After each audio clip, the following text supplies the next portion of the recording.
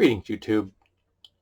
Twice, quite recently, within like a week of each other, I had said two different people almost stabbed me when I asked them to hand me a knife. And the knife in question was kind of like this one, like a breakaway craft knife. Like the blade snaps off once the tip is dull.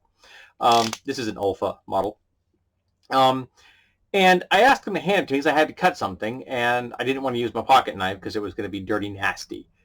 So I was standing right there. This was readily available on the table right in front of them. I asked them to hand it to me, and one guy handed it to me like this. I said, no! I said, put it down. Put it down, and I picked it up. The second guy had it in the retracted position, thrust it towards me, and as he thrust it towards me, extended the blade. So I'm like, are you really trying to shank me? He said, no, put it down. I picked it up. So apparently there's a big knife etiquette gap in the universe. So I thought I'd run that down just a smidge.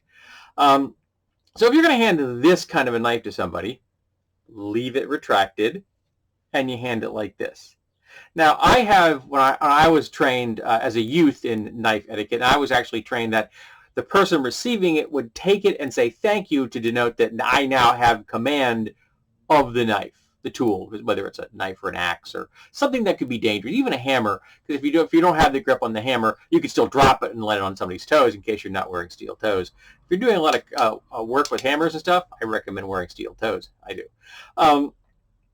But this kind of knife can be quite dangerous if the person thrusts it at you. Now, obviously, if it's the same thing goes for like a standard utility knife. This one, however, is a folding knife. And if you have a folding utility knife and someone asks you to hand it to them, you hand it to them folded. Really simple. It's really safe right now. If you have a folding knife, just your standard pocket knife with a pocket clip, again, hand it to them like this. But in the event they don't know how to deploy it, and I have met people who don't understand how to deploy some of the modern knives. They're used to nail nick knives, and you can actually open this way if you'd like to. But some of them are a little flummoxed by if it has a thumb stud or a flipper. So if they need you to deploy it, and then hand it to them handle first, so that you know for sure that they do in fact have the thing in hand. And in the event that you are handing a fixed blade knife, this is Italian? Yeah, this is an Italian dive knife. If you have a fixed blade knife, you don't try to kill them. Again, you hand it to them butt first, and hopefully they give you some recognition that they have received it. It just, to me, that seems very basic. And I do the same whether I'm handing a saw or a machete or anything else to somebody. I'm going to hand it to them handle first. And this one I'm going to have to be a little bit careful because there actually are sharp edges on both sides, though the plain edge is a little bit dull on this. The serrated edge is actually more dangerous on this one. But yeah, just hand it to them. They take it, they use it, and hopefully they will return it to you in the same manner. This kind of amazes me that kind of basic knife etiquette is not something that we are conversant with in the modern era. Is it because people don't see knives as tools? I remember one day I was at work and someone needed to cut something, and someone else asked if I had a knife, and the first person, who was the one holding the object in question that had to be cut, said, oh, he's not a killer. His automatic assumption is if you had a knife on you, it meant you were a killer, and which is whereupon I just went and I cut the thing for them, and then I put the knife away. So, not a killer, but I do always carry a knife on me, though technically I haven't carried this one yet. It's in the queue. It hasn't gone out yet. What is this one? This is a CJRB, which is still so damn awkward to say, which has a funky kind of axis lock variant on it, which is one of the reasons I bought it.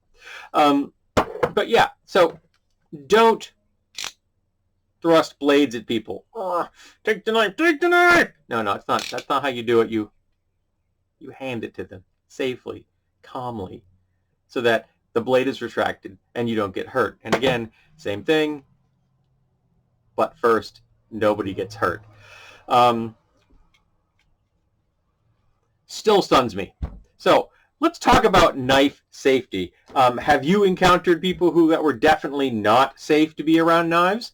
How many friends do you have that had cut themselves? Now, I'm not saying I haven't cut myself with a knife. In fact, I have a lovely little scar on my pinky. I don't know if you can see it in there. Yeah, you can. See that little line right there? Right there? That line? Yeah. I closed the knife on my hand, slit it. It went shoot right on my thing. 6 stitches. Did that when I was 15 or 16. I still have the scar. I'm 56. So yeah, it's a reminder. Be careful with your knives. I can remember when I was actually in the hospital getting this stitched up, and I'm sitting there, and the nurse looked at me, and she's like, "Are you high?" And I'm like, "No. Why?" She said, "Well, you're really calm." And I said, "Am I gonna die?" She said, "No. Then why shouldn't I be calm?" And then the doctor said, "This is going to hurt." Then he stuck a needle into the wound and injected the Novocaine. And he did not lie. It did, in fact, hurt a lot when he stuck a needle in my open wound and injected Novocaine. So let's talk about knife safety. When did you learn it? Do you practice it? Do you know people who don't practice it? And let's talk about the stories of what happened when they didn't.